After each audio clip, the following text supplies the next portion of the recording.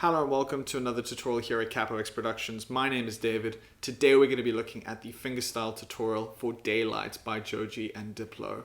I rank this arrangement around 6 stars out of a possible 8, meaning that it's on the more advanced end of the spectrum in terms of difficulty. So if you do find yourself struggling a little, I really want to encourage you to check out my fingerstyle fast track module. That's just over here. You can find that on Patreon. It's specifically designed to take you from absolute beginner all the way through to intermediate level and covers everything in between. All right, let's jump into it.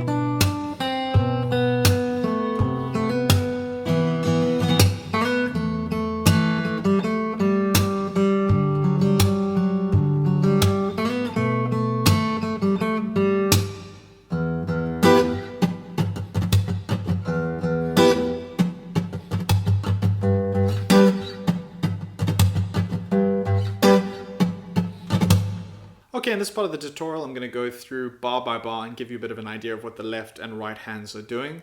What I'm not going to be doing is explaining exactly where each finger goes. That's what the tab is for. So if you're a little uncertain about that, again, check out my fingerstyle fast track module. That'll point you in the right direction in terms of how to read tablature. Okay, so before we jump into bar 1, you'll notice that there's no capo and it's just standard tuning, so very simple start. We start off with this kind of like a pickup bar from the 7th fret to the 10th fret. Here you can hammer on if you like. I think I did that actually in the beginning. I can't quite remember. And then open with your thumb. Then we have this fun, intricate strumming pattern, which definitely takes a little bit of getting the hang of. So we start off with a staccato strum and then dead notes. So you just mute all of the strings with your left hand. And that strumming pattern I'll do again nice and slow, just so you can get a feel for it. Up, up, down, down, up, hit, up, down, up. So that is the strumming pattern that you're going to want to practice. And then bar 3 is exactly the same.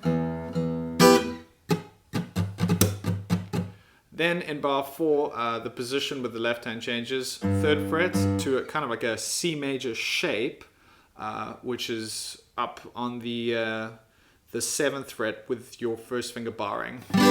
And then the same thing with the dead notes.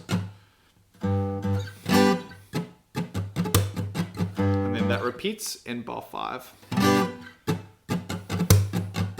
And then we start off with the first verse, bar 6.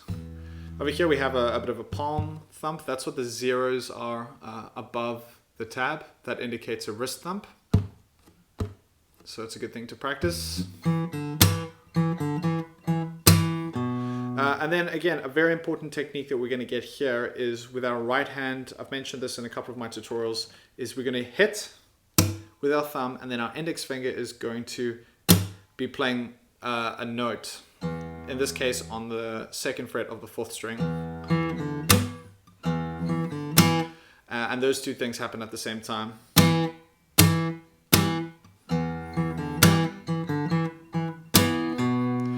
So that's a very good, important technique to practice. I'll give you a bit of a second angle just to help you out here. Hopefully this gives you a bit of a better idea. So the index finger goes down and the thumb goes across.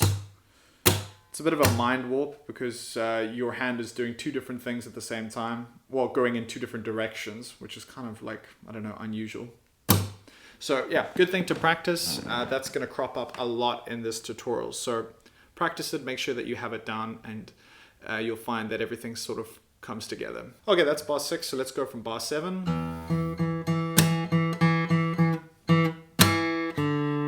And then here, a lot of it's just getting the rhythms down. Then into bar 8. So here we have kind of like a little snippet of the rhythm that we had before. And then bar 9, harmonics, nice bell sound, and then the same rhythm. And then if we go from bar 10, we have our little wrist thump again.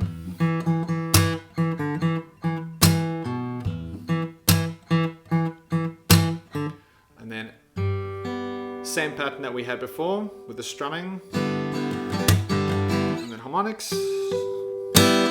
Then right after the harmonics the second time, we'll go straight into the strum with the hits at the same time. So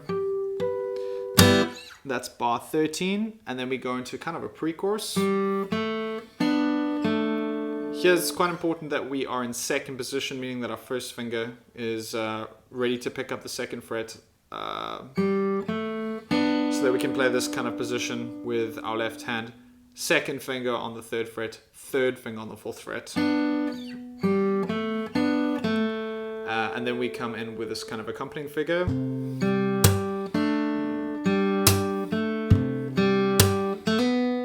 That's kind of important, making sure that your left hand is using the right fingers so that you can get all the notes, especially this hammer-on. I'm using my first finger over here. And then open D. And then over here we have this very quick pull off from the 4th fret to the open string with the 2nd fret in between. But the trick is that as we play the open, we want to do the hits. Like that. So it's a bit tricky to get the timing for that right. And then sort of a repeat of that. You'll notice the second time when we repeat in bar 18, we're adding in an extra note over there. So we're adding this 2, and it's important to have this shape with your left hand. 3rd finger on the 3rd fret, 1st finger on the 2nd fret of the 4th string, and then 2nd finger underneath. And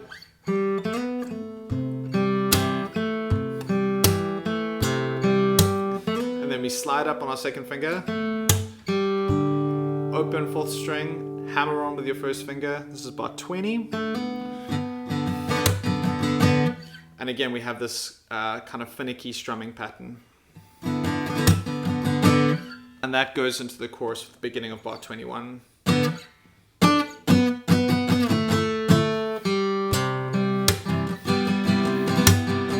Okay, so let me just explain bar 21. That's kind of important. So bar 21, I'm playing the 7th fret with my pinky finger, but I'm muting all of the other strings. And that really just brings that lead into the chorus out, and it makes it nice and strong and bold. And it just kind of adds a lot more direction heading into the chorus, so that's important. I did just mention here, I think in the tab, that I only said that the 4th string is the dead notes. I'm actually just strumming all the strings. But I'm muting all of them with my index finger and my 2nd finger, and my pinky finger is playing the 7, the 4th frets, and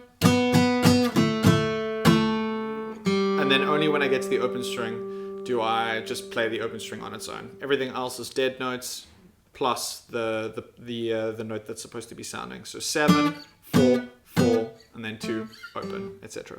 Okay, so from bar 22,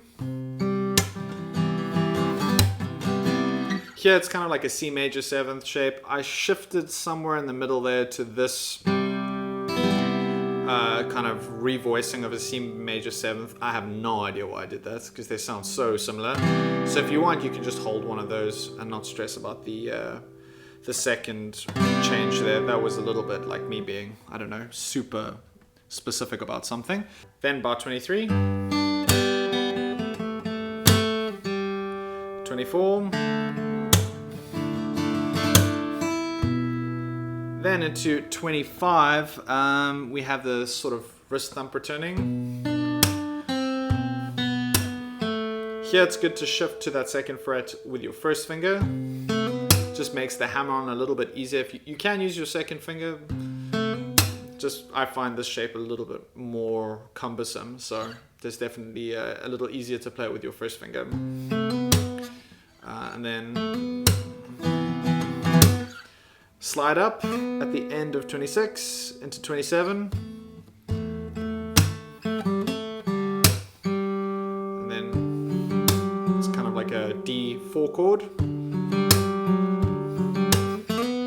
Into bar 29. Then that's pretty much most of the song, except for the 2nd verse. I'll go through quickly. So from bar 30, very similar, just slightly rhythmically different from the 1st verse. Bar 31.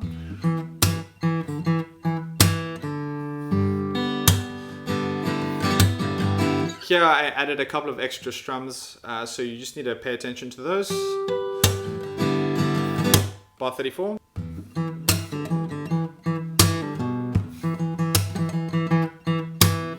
36. And now harmonics again. And then after that, it's kind of more or less what we had before. So once we get to bar 37, that's going into the pre-chorus, which follows the same thing as bar 13. And that, in a nutshell, is pretty much the whole thing. A couple of things that I would say are maybe good things to remember and to practice is the strumming pattern.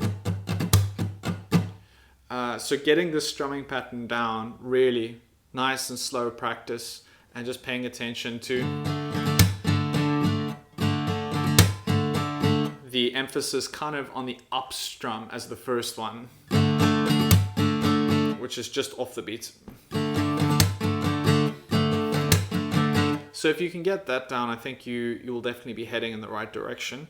So if you found this tutorial helpful, I want to encourage you to check out my Patreon page, support me there, or you can just subscribe, keep watching my videos, and comments, like, do all the good stuff, and I will see you next time.